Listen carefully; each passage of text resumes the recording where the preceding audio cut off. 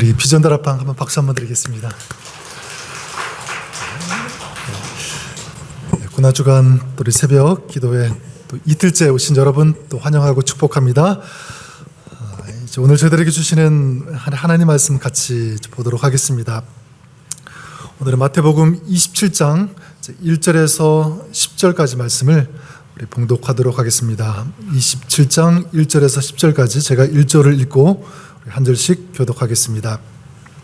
새벽에 모든 대제사장과 백성의 장로들이 예수를 죽이려고 함께 의논하고 결박하여 끌고 가서 총복 빌라도에게 넘겨주니라. 그때에 예수를 판 유다가 그의 정죄됨을 보고 스스로 뉘우쳐 그 은 30을 대제사장들과 장로들에게 도로 갖다 주며 내가 무죄한 피를 팔고 범죄하였도다. 그들이 이르되 그것이 우리에게 무슨 상관이 있냐. 내가 당할 유다가 은을 성소에 던져놓고 물러가서 스스로 목매어 죽은지라. 대제사장들이 그 은을 거두며 이르되 이것은 피값이라 성전에 및 옳지 않다 하고 의논한 후 이것으로 토기장이의 밭을 사서 나그네의 묘지를 삼았으니 그러므로 오늘날까지 그 빛을 피밭이라 일컫느니라. 이에 선지자 예레미야를 통하여 하신 말씀이 이루어졌나니 일러스되 그들이 그 가격 매겨진 자 곧 이스라엘 자손 중에서 가격 매긴 자의 가격 곧 은 30을 가지고 장의 밭값으로 주었으니 이는 예수께서 같으니라 하였더라. 아멘. 어제 말씀에 예수님께서 대제사장 가야바의 집에서 밤 늦도록 신문을 받으셨습니다. 이 대제사장들과 이 공회 종교 지도자들은 증거를 찾아가지고 어떻게 하면 예수님을 죽일까 막 사람들 증인들을 불러서 신문하기도 했고요. 이게 잘 통하지 않으니까 또 어떤 그 중에 있었던 사람들은 막 예수님을 때리기도 했고 그리고 예수님께 침을 뱉기도 했습니다. 자, 오늘 이어지는 말씀 1절에 보니까 이제 새벽이 되었는데 계속해서 이들이 하고 있는 것은 뭐냐면 예수님을 어떻게 죽일까 의논하고 있죠. 그래서 그들은 치밀하게 준비하면서 계획을 하게 됩니다. 자, 결국 이들이 계획하면서 준비하고 합의한 것이 무엇이냐면 로마 총독 빌라도에게 예수님을 데리고 가는 그것이었습니다. 대제사장들과 이 장로들로 구성된 이 사내들이는 어떤 사람을 사형시킬 수 있는 그 결정권은 가지고 있지만 이 사형을 집행할 수 있는 이 집행권은 가지고 있지 않았습니다. 그래서 이 사형 집행 권한을 가지고 있는 로마 총독 이 빌라도에게 예수님을 데리고 간 거죠. 그리고 예수님을 사형시키도록 그렇게 자기들의 그 생각을 완수하도록 데리고 간 것입니다. 자, 예수님께서 이제 로마 총독 빌라도 앞에 섰기 때문에 이제 사형 선고가 내려지고 예수님께서 죽게 되는 이런 이야기가 우리가 얼마든지 예상할 수가 있는데, 자, 이런 가운데 유다가 다시 등장을 하게 되죠. 자, 가룟 유다는 이미 이 대제사장들과 종교 지도자들과 함께 막 합의해서 은 30을 받고 팔아 넘길 그런 기회를 찾고 있었고요. 그리고 그들과 짜고 합의해서 예수님을 체포되도록 결정적인 이 도움을 이미 제공했습니다. 자, 그들의 이 계획대로 이제 예수님께서 십자가에서 죽으실 수밖에 없는 그런 상황이 되었는데, 그때 가룟 유다가 오늘 말씀 보니까 어떻게 행동하죠? 3절에 보니까 그때에 예수를 판 유다가 그의 정죄됨을 보고 스스로 뉘우쳐 그 은 30을 대제사장들과 장로들에게 도로 갖다 주며. 자, 무엇입니까? 여기 보니까 자기 죄를 뉘우쳤다라고 말씀하고 있죠. 그리고 뉘우치고 자기가 받았던 은 30을 도로 갖다 주러 갔습니다. 그리고 그들에게 말하죠. 대제사장들에게 4절에 보니까 이르되 내가 무죄한 피를 팔고 죄를 범하였도다 하니, 내가 죄가 없으신 예수님을 팔려고 했다, 죽이려고 하는 그런 죄를 범했다고 하면서 돈을 다시 돌려줍니다. 자, 그런데 그들로부터 들려온 대답은 4절에 보니까 이렇게 그들이 말하죠. 그들이 이르되 그것이 우리에게 무슨 상관이 있느냐? 네가 당하라. 자기들은 아무 상관이 없대요. 자, 이 말을 듣자마자 유다가 자기가 받은 그 돈을 성소에 던져놓고 스스로 목매어 죽었다. 자, 이렇게 유다의 그 이야기는 끝이 나게 됩니다. 이 가룟 유다의 이 사람의 평가는 우리가 잘 알고 있듯이 이렇게 정의할 수 있겠죠. 예수님을 팔아 넘기고 끝내 스스로 목숨을 끊은 사람. 이게 누구의 이야기입니까? 유다의 이야기. 가룟 유다.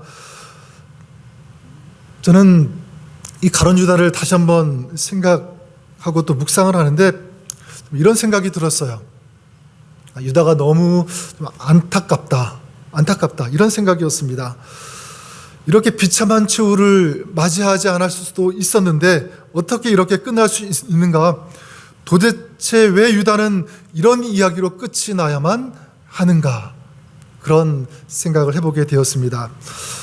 왜 이런 생각을 했냐면 어제 말씀에 나오는 이 베드로하고 오늘 유다의 이야기가 나오는데 이 두 사람이 행한 그 잘못이 굉장히 비슷했기 때문에 그렇습니다.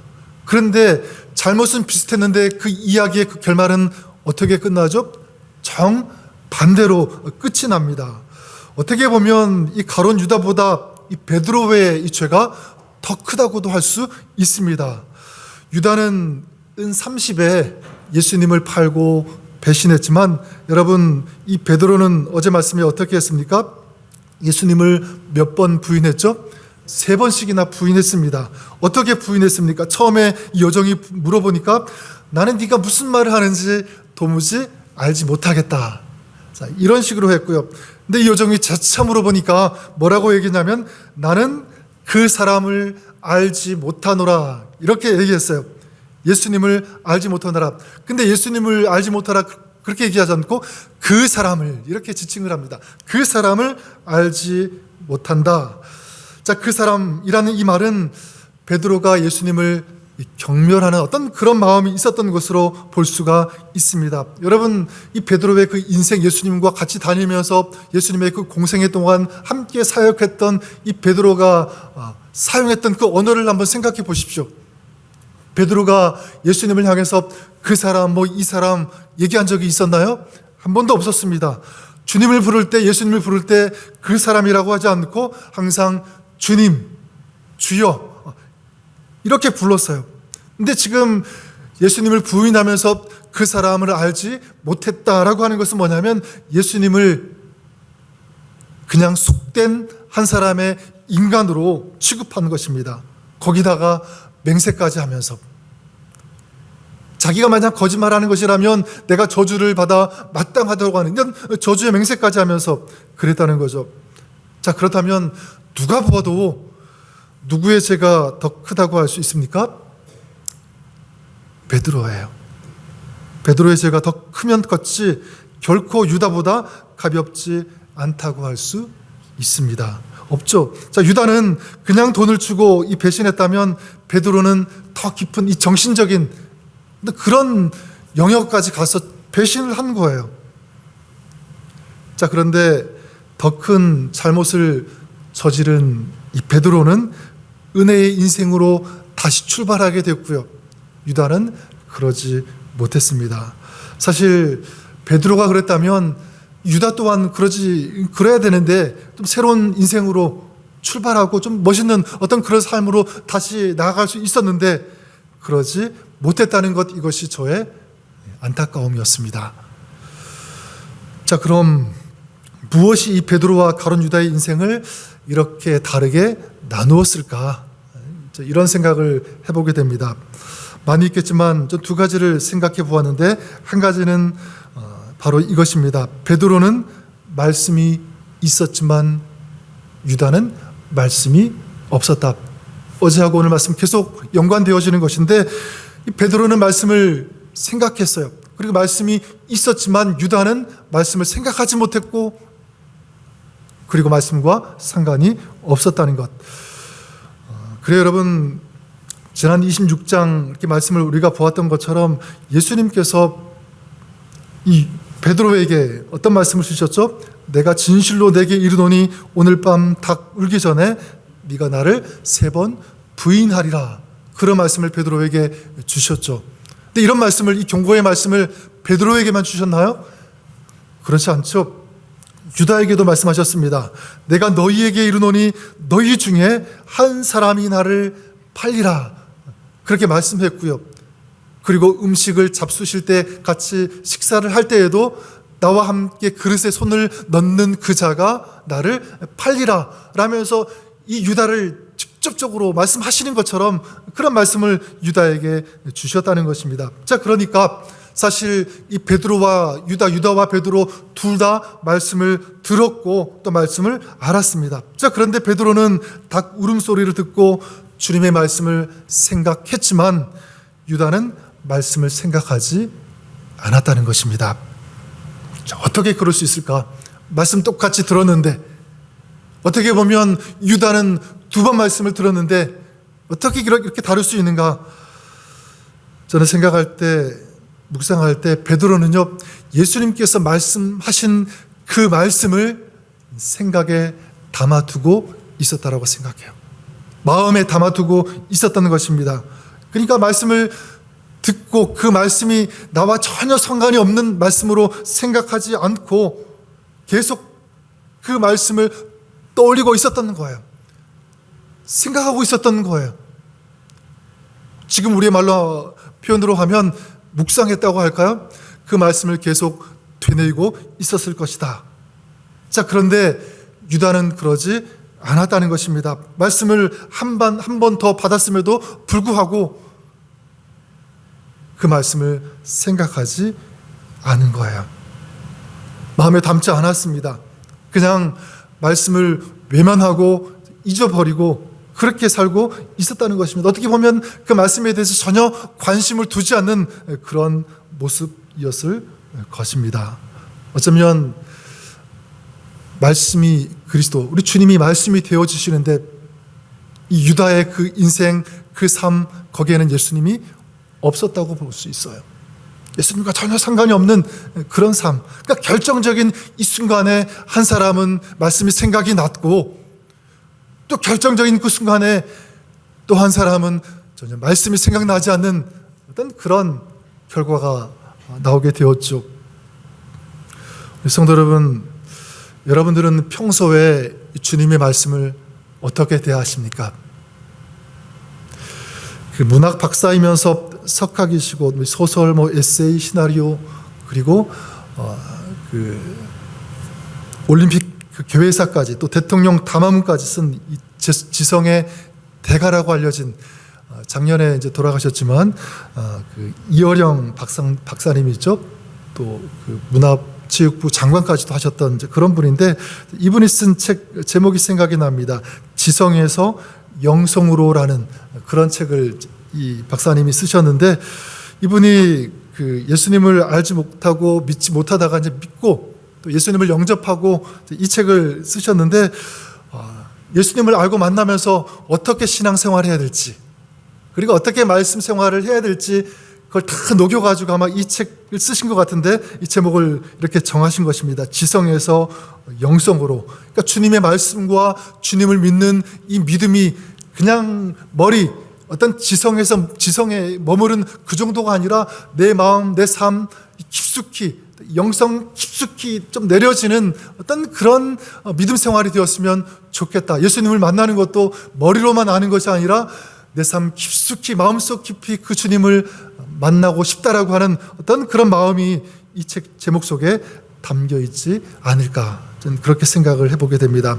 여러분, 저는 여러분들이 그럴 수 있기를 바라요. 여러분 말씀을 읽을 때, 들을 때 이것이 다른 어떤 사람에게 주시는 말씀이 아니라 나에게 주시는 말씀으로 들으시는 그런 여러분 될 수 있기를 바랍니다. 그냥 스쳐 지나가는 그런 말씀이 아니라 어떤 말씀을 내가 듣든지 읽든지 이 말씀은 나에게 주시는 말씀이다. 내가 너무 꼭 필요하기 때문에 이 말씀을 오늘 주시는 것이라고 들을 수 있는 그런 여러분 되시기를 바랍니다. 내가 말씀을 읽었다면 또 들었다면 그것으로 끝나지 않고요. 그 말씀을 우리 일상생활 속에서 그 말씀을 음미하는 거예요. 계속 떠올리면서 묵상하는 것입니다.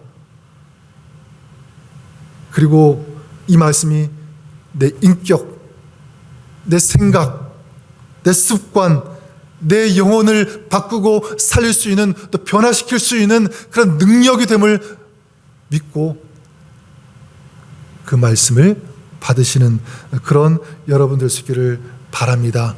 그런 삶이 될 때 여러분, 우리가 어떤 어려운 순간 만날 때, 또 어떤 어려운 결정을 해야 될 때 그 말씀이 있는 사람과 말씀이 없는 그 사람의 차이가 난다라는 거예요. 전 여러분들이 말씀이 생각나서 그 말씀의 능력으로 여러분에게 주어진 그 삶, 어떤 문제가 있다면, 어떤 시련이 있다면 그것을 말씀으로 돌파해낼 수 있는, 또 이겨낼 수 있는 그런 여러분의 삶이 될 수 있기를 주님의 이름으로 간절히 축원합니다. 그래서 여러분 기도하십시오. 하나님, 우리가 살아가면서 말씀이 언제든지 생각나는 이런 은혜를 저에게 주십시오. 부어주십시오. 이것이 여러분의 기도가 될 수 있기를 주님의 이름으로 간절히 축원합니다. 두 번째, 이 베드로와 가룟 유다의 인생을 이렇게 다르게 나누어지게 한 것 무엇일까라고 할 때 두 번째는 누구를 만났는가. 여기에서 이 차이점이 나왔다고 믿습니다. 어제 말씀에 베드로는 닭 울음소리를 듣고 하나님의 말씀이 생각나서 통곡을 했죠. 그리고 그 통곡을 했다는 것은 뭐냐면 말씀 앞에 선 것이고요.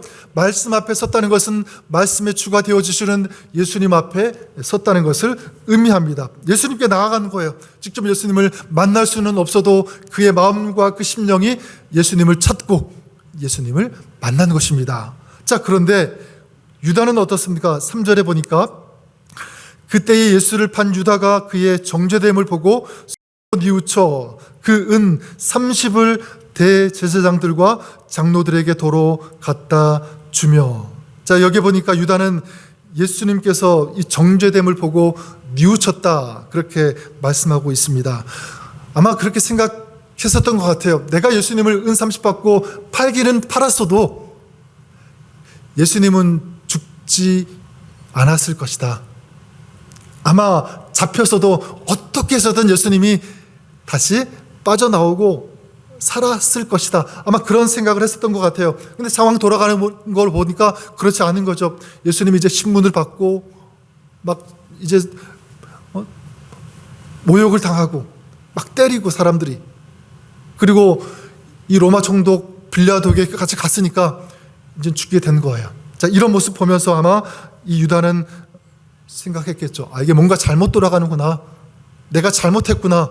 이제 뉘우치기 시작했습니다. 자, 만약 이런 생각이 들었다면, 정말 뉘우쳤다면, 자기가 잘못한 것을 알았다면 이 유다는 누구를 찾아가야 되는 게 맞죠? 예수님을 찾아가야죠. 그렇지 않습니까? 자, 그런데 유다는 오늘 말씀 보니까 누구를 찾아갑니까? 대제사장들과 장로들을 찾아갔다라고 말씀하고 있습니다. 그리고 그들에게 받은 돈을 돌려주고 있어요.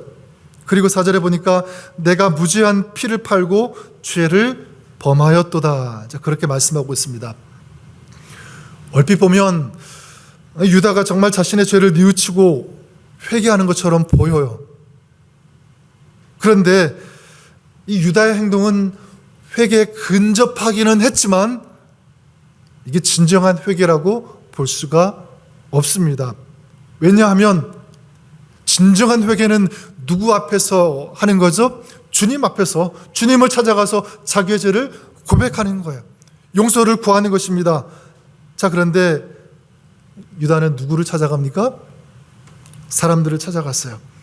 그리고 이 유다가 말한 고백도 보세요. 내가 무죄한 피를 팔고 죄를 범하였도다, 이렇게 고백하고 있는데, 정말 자신이 잘못한 것을 깨달았다면, 또 알았다면 예수님께 가서 용서를 구하되 솔직하게 있는 그대로 고백해야죠. 뭐라고 해야 됩니까?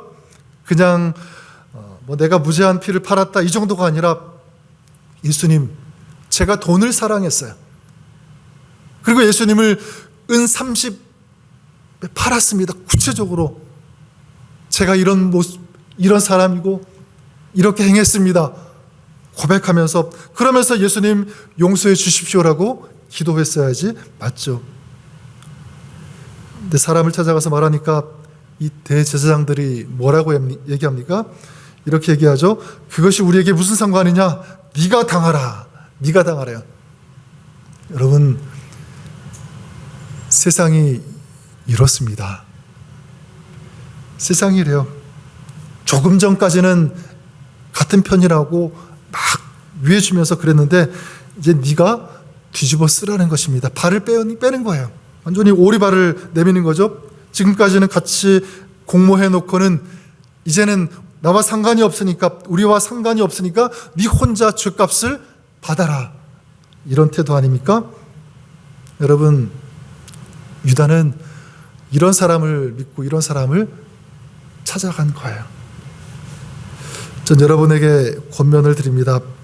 우리가 힘들 때, 어려울 때, 어떤 고난이 있을 때, 마음이 무거울 때 사람을 먼저 찾는 것이 아니라 우리 주님을 먼저 찾으시는 그런 여러분 될 수 있기를 바랍니다. 물론 사람의 조언할 수만 있다면 사람의 어떤 그런 도움을 받을 수 있으면 좋겠죠.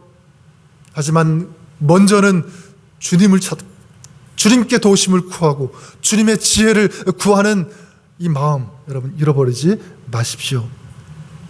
그리고 성령께서 나의 잘못, 내 생각, 내 행동 속에서 어떤 이게 아니다, 죄다라고 깨닫게 하실 때, 또 그런 잘못을 보게 하실 때 유다가 그랬던 것처럼 그냥 후회하면서 자책하면서 그렇게 끝나는 것이 아니라, 여러분 그런 마음이 들 때 또 하나님께서 그것을 보여주실 때 구체적으로 주님 앞에 들고 나와서 주님의 도우심과 은혜를 구하시는, 긍휼을 구하시는 그런 여러분 되시기를 바랍니다.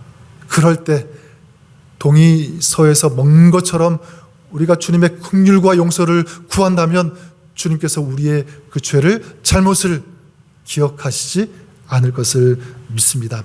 용서하시는 거예요. 씻어주십니다. 우리에게 한량없는 자비와 긍휼을 베풀어 주시는 좋으신 우리 하나님이신 줄 믿습니다. 저는 그래서 오늘 좀 말씀을 이렇게 정리하고 싶어요. 저는 저와 여러분 우리의 삶에 베드로처럼 생명으로 인도해 주시는, 또 이끌어 주시는, 또 새롭게 해 주시는 그런 주님의 은혜가 저와 여러분 우리의 삶에 가득했으면 좋겠다. 그래서 여러분 그러기 위해서 여러분들을 다시 한번 축복합니다. 그래서 베드로가 그랬던 것처럼 말씀이 있고 말씀을 묵상하고 말씀을 가까이 하는, 또 더 나아가 그 말씀이 결정적인 순간에 들리는 그런 축복이 있기를 바랍니다. 그러기 위해서 이게 이 경건 생활이, 말씀을 읽고 묵상하는 이런 생활이, 또 주님을 가까이 하는 이런 생활이 특별한 시간에만 이렇게 있는 그런 삶이 되어서는 절대로 안 돼요. 평소에 우리의 모든 삶의 순간순간, 구석구석, 모든 그 살아가는 그 순간에 하나님의 말씀을 가까이 해야 되는 줄 믿습니다. 그리고 그 말씀을 나에게 주시는 말씀으로 내 마음에, 내 생각에 담고, 그리고 그 말씀이 나를 이끌어 갈 것이다, 나에게 생명을 주고 능력을 주고 내 삶을 인도할 것이라고 하는 이 믿음, 이 신뢰를 가지는 것입니다. 그리고 주님을 찾고 만나는 것도 마찬가지예요.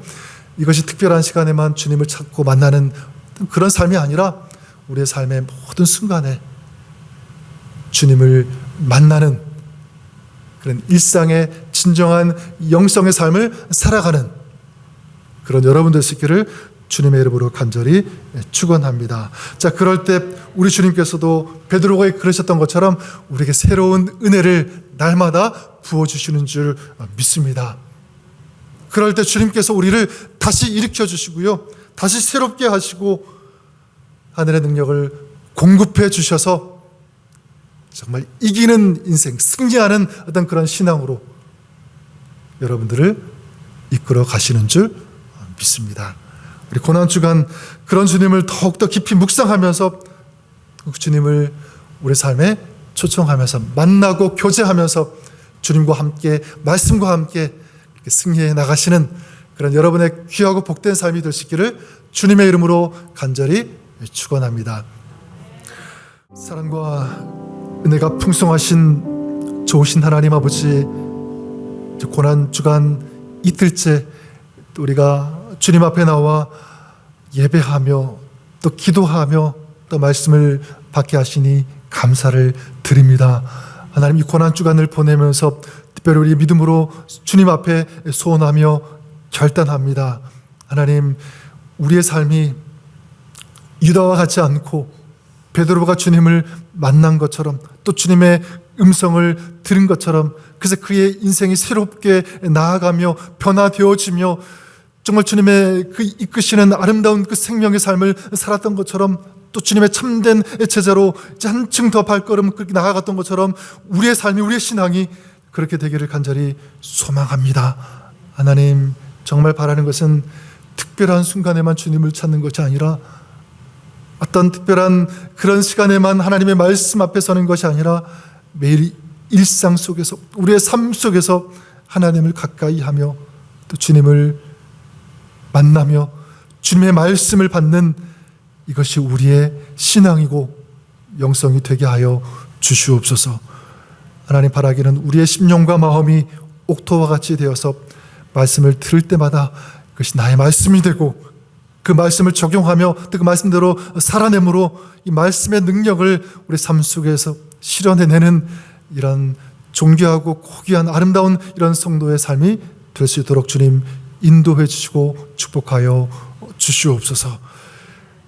이제 고난주간 하나님, 주님의 그 고난을 우리가 묵상할 때 우리가 우리의 삶이 더욱더 주님 앞에 헌신되어지며 주님을 닮아가며 또 주님과 함께 동행하는 이런 믿음이 우리 안에 더 아름답게 견고하게 세워지게 하여 주시옵소서. 이제 세상의 흐름과 메시지가 흔들리지 않고 말씀으로 주님과 함께 승리하는 그런 저희들, 그런 가정, 우리 교회 되게 하여 주시옵소서. 이제는 우리를 구원해 주신 예수 그리스도의 크신 은혜와 우리 하나님 아버지의 크고 놀라우신 그 사랑하심과 성령님의 내주교통 역사하심이 이제 고난주간을 보내면서 우리 주님께 더 가까이 나가기를 결단하고 또 하나님의 그 살아계신 그 말씀을 사모하며 또 말씀을 듣기를 결단하며 나아가는 우리 믿음의 성도들 머리 위에, 저들의 삶 위에, 가정 위에, 또 모든 범사 위에 이제로부터 영원까지 항상 함께 있을지어다. 아멘.